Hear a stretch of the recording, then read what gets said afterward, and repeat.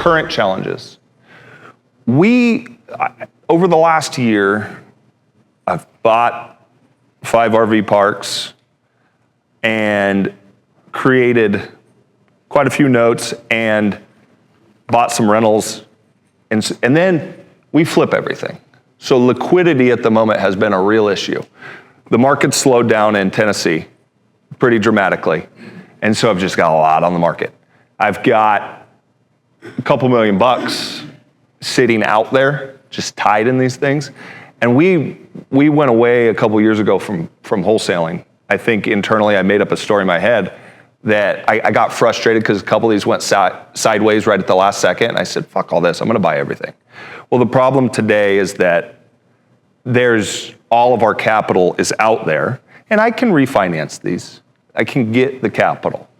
It's just, I think having that other lever of wholesaling, we used to wholesale at a high level, and I've not done it for 2.5 years at all, like exclusively flipping. So I have to build that up again to give us that opportunity. And I think a lot of times I could probably wholesale the thing for damn near what we're flipping it for, and not even deal with that headache. And like we currently have 19 projects going on, and it's just, you're firing contractors at times and this, that. It's just a lot of brain damage. And I'm wondering if that's the best route to go. How much do the RV parks cash flow? Like if you had 20 RV parks, do you need to deal with that shit? No, but we're not there yet. And so I need the income to go buy them. And so when we get there, I will probably shut that down. Maybe, I don't know, if we find the right operator. But the RV parks are still in that lift phase. What happens with the RV parks, why that's been stressful, is they're archaic. Like, it's a landline, and then they look at the whiteboard, yep, we got availability. And like, the technology's not there. That's where the blue sky is. That's where the opportunity is. But what happens is we got to get these and then build all that in, create the systems, create the processes. It's more of a lift than I thought it was. So, and then putting my energy and effort into that, a little stretched thin at the moment because we put all of these things in place at the same time. So a year from now, that's going to look real pretty, the RV parks. 6 months from now, real pretty. At the moment when you're saying how much does it shoot off, they cash flow, but we have to get it up. Yeah. So that's another stressful. I would say probably my most stressful thing at the moment is building out my SOPs for the RV parks. They're all different. And I have to build those models out and teach my girl how to track everything for each park. So example is some of them have absurd landscaping. This one's got a marina. This one's got a pool. There's different metrics at each one that we have to track.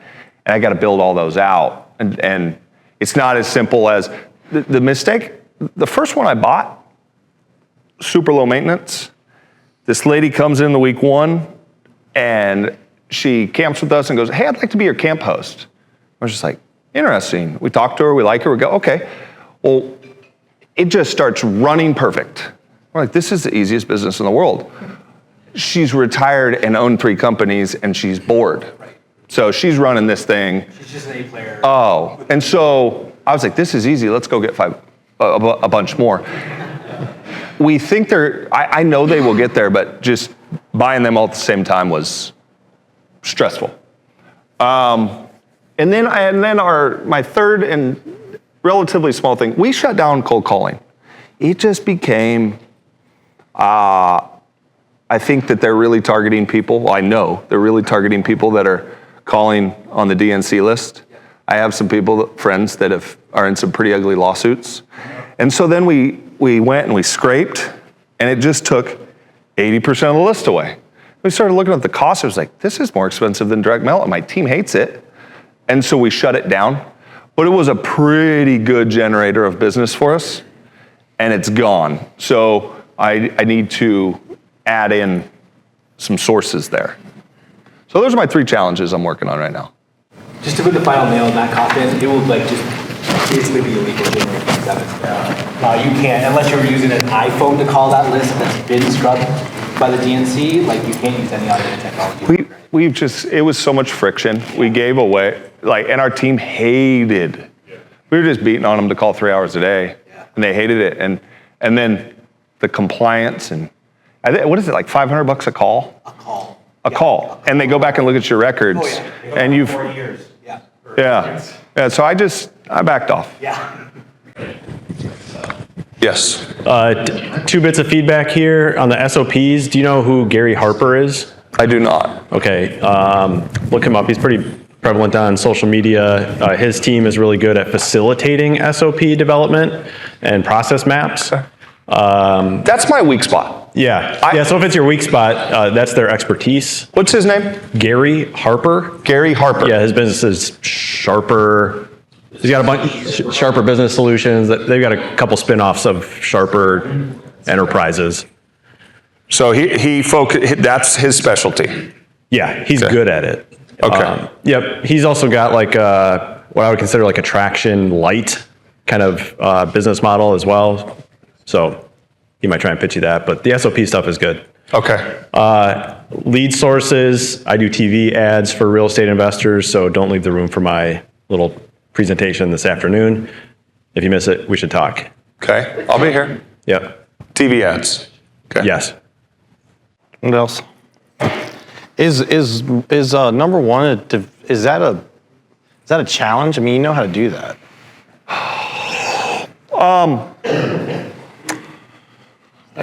I mean, do you feel you're rusty? Do you need to operate? I mean, what's the challenge? I've always, I just have to build that out again, and I've not done it. And one is time. Yeah. And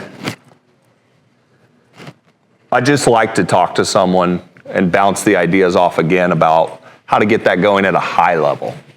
I know it doesn't take a lot of effort, but it's been a couple years since I've done it. Yeah. And I'm literally doing it from ground zero because I just have not wholesaled a deal in 2.5 years. Well, 2 cents.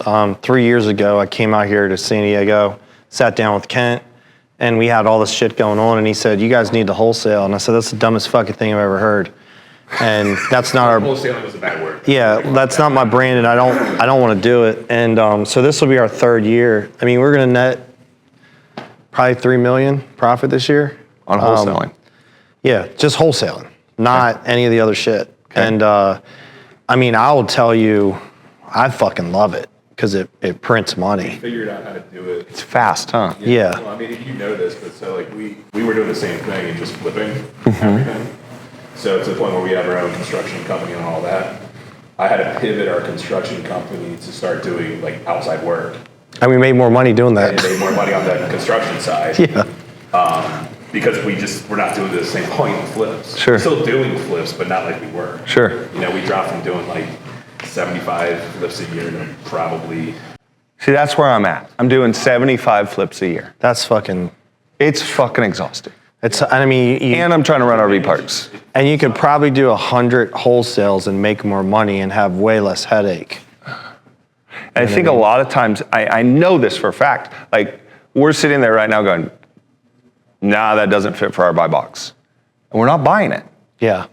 But I know I could wholesale it and make 10, 15 grand. All day. I mean, we've not touched a wholesale for less than 20. And I mean, we've had some big ones this year, 75, 80. We got one pending that's 175,000. I'm assuming you double close those. No, Wow. no, we Okay. didn't double close them. Do you take every single deal that comes in, whether you're going to flip it or not, and see if you can wholesale it first? Yes. See, that's kind of what I wanted to do. That was the idea. It's here are my projections. I think I can make 55 grand. What if we just took 35 to hold, and if I get it, gone? That's exactly what Yeah, so we actually I wanted to say this when these guys were talking, but we ran out of time. What we do is, so Rich and I own the company, our acquisition agents, if they think it's a deal we should buy, they have to come convince me or Rich to buy the deal, right?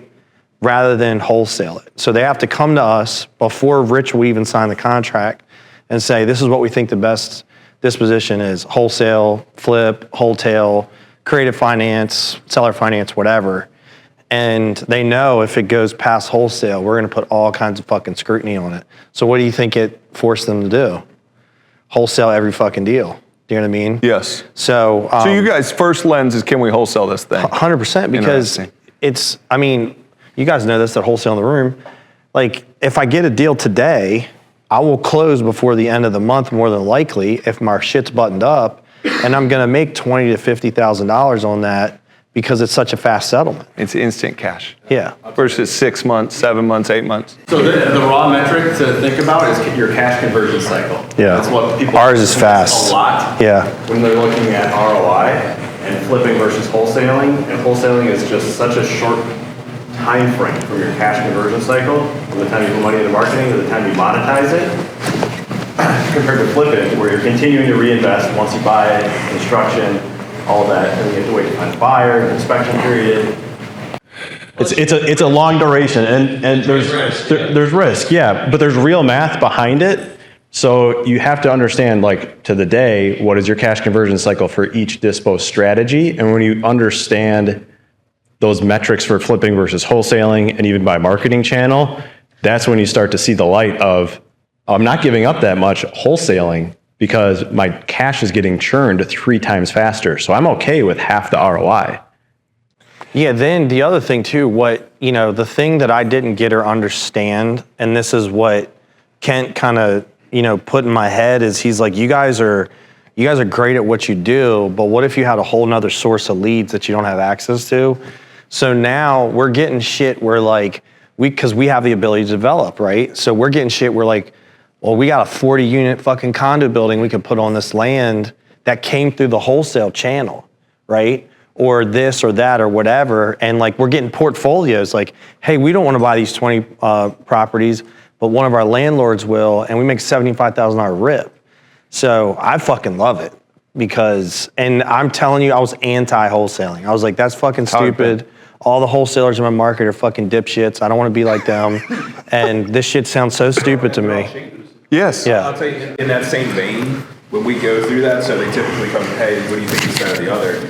That also gives our acquisition agent ammunition when they go back to, like, talk to that client to lock it up or whatever. So they won't lie to them, hey, this for us is a straight wholesale deal, period. Or, hey, we're gonna try to wholesale this thing first, but if we can't, we like the deal enough, then we're buying it. buy it. Yep. Yes. Or, fuck, we love this thing, like, we're going to settlement in 2 weeks, like, we're buying it. See you around, like, Okay. we'll see you in 10 days. But you're transparent with them about that process.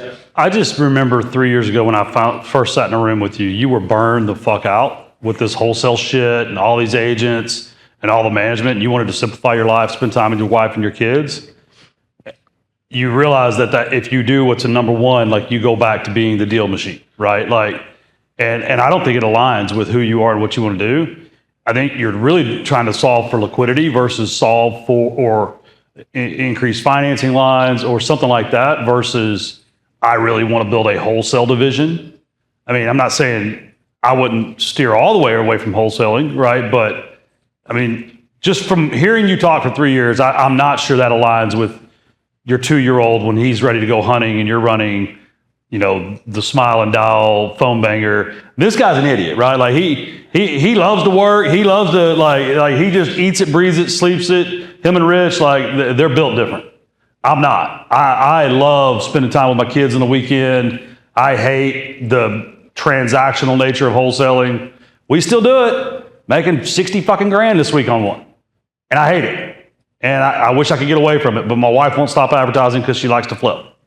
So I don't know. I mean, I'm reading that, and I say work on your underlying financing. You're probably putting too much down. Go find a bank. I told you I'll 100% finance you in Tennessee all day long, but I don't know. I think you're solving for liquidity and adding something that's not going to make you happy as the solution.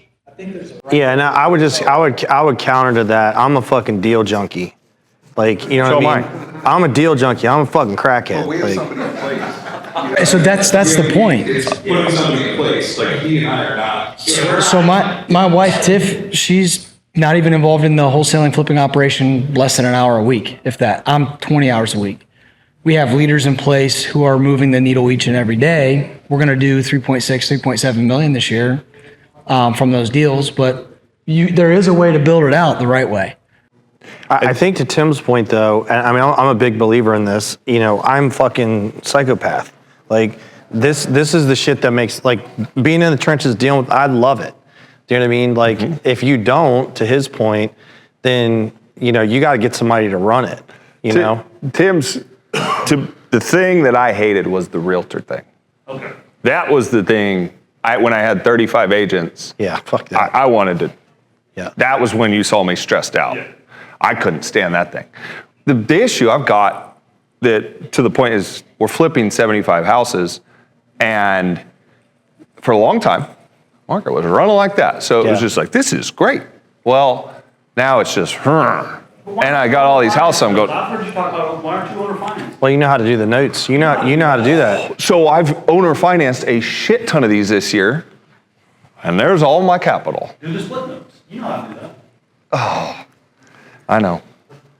Or raise what we talked about last time. You raise debt. So it's not your capital. Then you're not stressed. Get back involved in Eddie, get back in colonial funding. You know there's a pipeline of people buy those notes. You can clear those 9 off the market in 2 weeks and you know it. There's probably 2.5 million of cash sitting in those flips on the market right now. And it's like, oh, fuck. I know I can refinance them. I'm sitting there also like, just that money, that's a waste of money. It's pissed me off. The flip side of that is if it's what you want to do, if you're on the wholesale side, that $2.5 million is sitting in your bank account. I know. That's the thing I'm thinking about. And you can deploy that capital somewhere else and probably get 18 to 20% because you're a deal architect. You know how to do this shit. So that's the part right there is like, hey, I can't buy anything else right now because I'm in a position of it's all out there. And I'm like, well, fuck, if I was wholesaling this stuff, I could create more notes. You know I don't know about Tennessee, but in Kansas City, I've got the same problem where I had a whole bunch of flips just kind of sitting and the market just dried up. I feel like in June, July, August, like my heavy months usually, nothing was selling. And so what I started doing is just buying these properties from wholesalers. And then I just put like 30 grand on it, 35 grand, and I just put it on MLS. And those properties were moving. Like that's Wholesale. Yeah. That's what we're doing right now. But I was just buying the deal, putting 30 grand on it, putting it on MLS, and you know who was buying? Yeah, homeowners. Making a quick buck, move on. And they're homeowners who are buying them. They'll finance? Huh? They'll finance? Yeah. They're not that beat up? No, like cosmetic type stuff. And I got not like full rehabs. I mean, just you dirty. get the water going, you pass an FHA inspection. You get it to clean up a little bit. Yeah, but you don't I wasn't sitting here doing like big rehabs, 50, 60,000, trying to flip them like high end, all of those homes that I did like that, they're all sitting on the market. See, here's one thing, and it's an outlier too. There was 3 projects we bought that I've never ever bought in my life. I don't buy big rehabs. I bought 3 houses that are north of 4,000 square feet and renovated. I'm like, what the fuck am I doing? Yeah. And then all of a sudden you're like, there's $120,000 of rehab in that thing. And it's like, gosh. You get bored and lose your discipline. I don't know. No, our first meeting, we sat in a room with this dude. Yeah. And you were like the most disciplined, calm, focused human being in the room. Are you just bored and like, fuck it, I'll buy some 4,000 square foot house? I came out to Tennessee and wanted to light it on fire so fast. And so I bought everything. That's the answer. I wanted to just turn it on so fast because it was starting a new market and I wanted to just like go and rip the cover off the ball and take it over. And I think I bought shit I normally wouldn't buy to try to prove a point. That's the answer. Your kids are the turtle twos now, so you want to get out of the house. I love them, man. I love the kids. On the RV park stuff, right? You say you have this A player that took over one community, we'll say. Why can't you leverage her to jump into the other ones? And I know she, wanted to sail off into the sunset and retire, but that may be a value to her to go see another community, another area, because it sounds like you have the right person on the bus. You just maybe need to put them in a different seat. She's a retired person who's doing this because she's just bored. And I have taken her we had one park, we hired some people, and in 3 days I go, not good. I fired them, and I called her and I said, hey, can you come bridge the gap for me and train the next person I hire? And she said, oh yeah, she drove right over there. I'm not gonna keep using that. This is a 65-year-old lady that just loves running my park. Yeah, but I mean, if you could find somebody to maybe hop in the one that she's in, let her move because she's a bored old lady, so she probably wants to see something different and new at some point, right? Move her into a new park, let her jump in, scale that one, figure it out. She feels like it's cool, new, and exciting, and then just kind of move her down the chain as a potential opportunity to kind of clean some of that stuff up for you, fast track it, or at least fast track one of them. We explored it. It wasn't going to work, and I appreciate the question. Like RV park right there. The question was, how many RV parks do you want to get to? Like 100. Like 100. So I want a bunch. So just thinking out loud, you probably need to just go find a stud that's done that, or like someone in operations that's done that or scaled to something. To on my point with Rich, when we sat down with Kent and we said, all right, if we're gonna go fucking do this, the first thing we did, day one, we had zero fucking revenue. We hired an operator. So me and Rich were not the operator. The first fucking thing we did when we turned our wholesale company on is we went and hired an operator. That's my biggest thing I don't do, is I go make these things, I'll make money before I put someone in them. And that's fine. Yeah, because that's how we would always do it. We would do it backwards, and now we don't do it backwards. Because him and I only have so much time, we have a bunch of shit printing money in different directions, and we can only spend our time in so many different directions, right? I'm just saying you're probably at a point now where you've got to hire a person beast to oversee operator. all of those. Yeah. Okay. I have. Especially if you think you're going to turn wholesaling, because you can't essentially build two companies at the same time with just you. Correct. I agree with you. If you could partner with a local operator, someone that's doing it a lot. I mean, our wholesale, there's a father-daughter team that are small wholesalers that they run all our leads, answer our phones and shit, and we make a couple $100,000 a year, but it's just a deal pipeline for us. That's it. My wife buys the rentals and all that through there. So maybe just wait, so you're not turning those deals down, wait into it with a little JV partnership with a local person, see how that works. I mean, you could hire them if they work out. The other thing I was going to say, anything that you wholesale, if you're looking at it, because we're dealing with this right now, make sure it's FHA and VA financeable. And they're fucking sticklers right now. So we have one that will probably make a $70K rip on a wholesale, $70,000, $80,000. And if I could take it back, I would have just wholesaled the thing for 40, 50 grand spread instead. And be done. Yeah. And I'll never do it again. We're only, that's why we said after that, we're like, fuck this. We're not buying anything anymore. But if you do, just make sure that sometimes those deals come across, just make sure that it's FHA and VA financeable, because you're going to eliminate the big portion of your buyer pool if it's not. Okay. Last one, lead source. Anybody got suggestions on that? PPL? We go PPL direct mail. Me. And I see this. We actually are launching you in January. Yeah. We are. Say something, or you just raise your hand saying to call me. So you do TV? Yeah, I run TV ads. Okay. There's not a lot of very large scale flippers and wholesalers that don't do TV. Stick around for my deal. I'll get into it. I will comment on that. I don't know this guy, but we run TV and radio, and we've done it for almost 7 years. We fucking murder off of it. 20 grand a month, and we probably do, I don't know, $1 million so in fees off of it. Really? Yeah. But it's not just the wholesale. It gets us retail deals. Retail. Yeah. We do a lot of retail off of these leads. Yeah. Here's the other things that I see people having success with: SEO and PPC. And you pair that with some other offline marketing channel, TV, radio, billboards. That's kind of the trifecta. Okay. Thank you. KPIs. This is 6 months worth of KPIs this is FHO. This is why I like it. I mean, it's rips really good. It's just, that's our highest producing by far. Here's direct mail. I think this is down because of the election and the amount of mail that's gone out, because it's down. Yeah. My response rate's down. I'm like, fuck. And I was trying to figure it out, and like I looked at my mailbox, and it was just full of shit. It's starting to come back. We noticed pre-election, but it's ramping back up. Because there's an insane amount of mail. Yeah, and I think also on the retail side, we've had a couple people talk about it. You know, I've seen over time the East Coast kind of comes back before the rest of the country, and we've seen like a spike after the election. So I think that I personally believe that we're about to be on like a 4 to 6 year fucking insane. I hope you're right. We're getting a dramatic increase in showings. Yeah. But the offers are not there. The showings went triple what they were pre-election. Yeah. But offers, not yet. I hope you're right. Yeah.